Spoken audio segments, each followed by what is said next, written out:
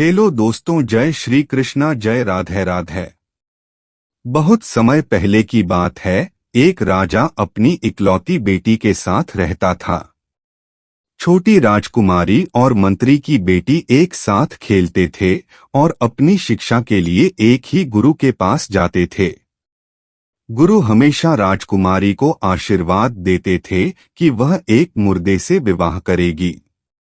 दूसरी ओर उसने मंत्री की बेटी को आशीर्वाद दिया कि उसका विवाह एक राजकुमार से होगा। जब तक वे बड़ी नहीं हो गई, दोनों लड़कियों को यह एहसास नहीं हुआ कि गुरु के आशीर्वाद का वास्तव में क्या मतलब है। जैसे ही राजकुमारी को पता चला कि गुरु ने उसे क्या आशीर्वाद दिया है, वह पूरे दिन इस आशीर्वाद पर विचार करती रही। जब राजा ने पूछा कि राजकुमारी को किस बात की चिंता है, तो उसने उसे गुरु का आशीर्वाद दिया।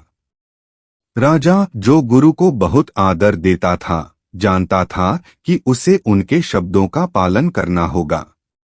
उसने फैसला किया कि वह और उसकी बेटी पास के जंगल में चले जाएंगे और भिक्षा पर गुजारा करने वाले लोगों की सेवा करेंगे। वे दोनों पानी की तलाश में जंगल के अंदर चले गए। उन्हें बीच में एक छोटा अकेला घर मिला। पीने के लिए कुछ पानी और आराम करने के लिए जगह मिलने की उम्मीद में उन्होंने उस जगह का निरीक्षण करने का फैसला किया। राजकुमारी अंदर चली गई। हालांकि जैसे ही उसने अंदर कदम रखा, दरवाजे अपने आप बंद हो गए, जिससे वह अंदर बंद हो गई। राजा घर के अंदर नहीं जा सका और अपनी बेटी की प्रतीक्षा में 3 दिन बाहर बिताए। जब उसका कोई पता नहीं चला, तो निराश राजा अपने देश वापस चला गया। इस बीच राजकुमारी घर से बाहर निकलने की अपनी सभी कोशिशों में विफल रही। अब वह केवल अकेले में रो सकती थी। जैसे ही उसके आंसू सूख गए, वह घर के कमरों में घूमने लगी। उसे आश्चर्य हुआ, अच्छी तरह से सुसज्जित घर में वह सब कुछ था जो एक आरामदायक जीवन जीने के लिए आवश्यक हो सकता है। जब राजकुमारी ने आखिरी कमरा खोला तो उसे वहां एक लाश मिली। लाश एक आदमी की थी। उसका निर्जीव शरीर दूब घास के टुकड़ों से ढका हुआ था। राजकुमारी को अपने गुरु की बात याद आ गई। उसे यकीन हो गया कि आखिरकार उसकी बात सच हो गई। उस रात राजकुमारी को एक सपना आया, जिसमें उसे निर्देश दिया गया कि वह सूर्य देव की पूजा करे और शव को वापस जीवित करने के लिए प्रतिदिन दूब घास का एक टुकड़ा निकाले। राजकुमारी वैसा ही करने लगी। एक दिन एक गरीब व्यापारी भोजन और पानी की तलाश में उस घर में पहुंच गया। उनके साथ उनकी बेटी भी थी। राजकुमारी ने व्यापारी से यह कहते हुए अपनी बेटी को उसके पास छोड़ने का अनुरोध किया कि वह उस एकांत घर में कितना अकेला महसूस करती है। व्यापारी तुरंत सहमत हो गया। व्यापारी की बेटी ने देखा कि राजकुमारी प्रतिदिन सूर्य देव की पूजा करती है।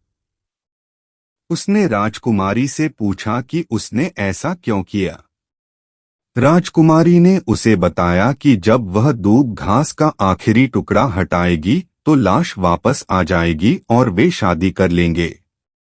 दिन गुजरते रहे। अब लाश पर केवल दूब घास का एक टुकड़ा रह गया था।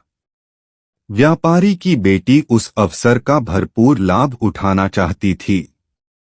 इसलिए अगली सुबह वह पहले उठी, सूर्य देव को प्रणाम किया और दूब घास का आखिरी टुकड़ा निकाला। आदमी जाग गया। ऐसा लग रहा था मानो वह गहरी नींद में सो गया हो। उसे तुरंत ही व्यापारी की बेटी से प्यार हो गया। दोनों ने एक दूसरे को वरमाला पहनाई और शादी कर ली। इस बीच राजकुमारी ने अपना काम खत्म किया और दूब घास का आखिरी टुकड़ा निकालने के लिए आखिरी कमरे में चली गई। उसे यह देखकर आश्चर्य हुआ कि वह आदमी जीवित था। वह व्यापारी की बेटी के साथ बैठा था, जिसने राजकुमारी का परिचय अपनी नौकरानी के रूप में उससे कराया।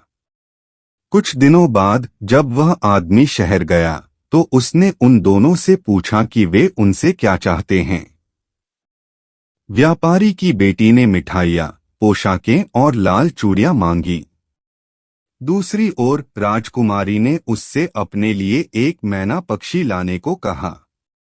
अपने खाली समय में राजकुमारी मैना को बात करना सिखाती थी।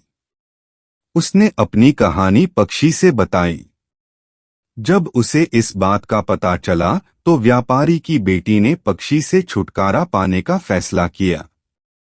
उसने अपने पति से शिकायत की कि उनकी नौकरानी पूरा दिन चिड़िया के साथ बातें करती रहती है और अपने कर्तव्यों की उपेक्षा करती है। उस आदमी ने पक्षी मांगा और उसे अपने कमरे में एक पिंजरे में रख दिया। मैना पक्षी कहानी सुनाने लगा। पक्षी को ऐसा करने से रोकने के लिए व्यापारी की बेटी ने पिंजरा खोल दिया। हालांकि पक्षी उड़ गया। यह वेंटिलेटर बीम पर बैठा और कहानी पूरी की। यह सुनकर उस आदमी ने व्यापारी की बेटी से पूछा कि क्या यह सच है। जैसे ही उसकी चुप्पी ने उसे विचलित कर दिया, क्रोधित व्यक्ति ने उसे मारने की कोशिश की। हालांकि राजकुमारी ने उसे रोक दिया। अपने कृत्य पर पश्चाताप करते हुए उस व्यक्ति ने राजकुमारी से विवाह कर लिया। वे एक साथ राजा के महल में गए, जहां उनका भव्य स्वागत हुआ।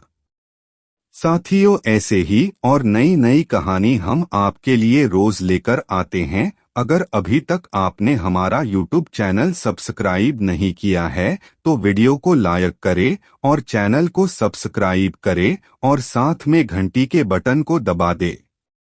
दोस्तों, मिलते हैं नए वीडियो नई कहानी में।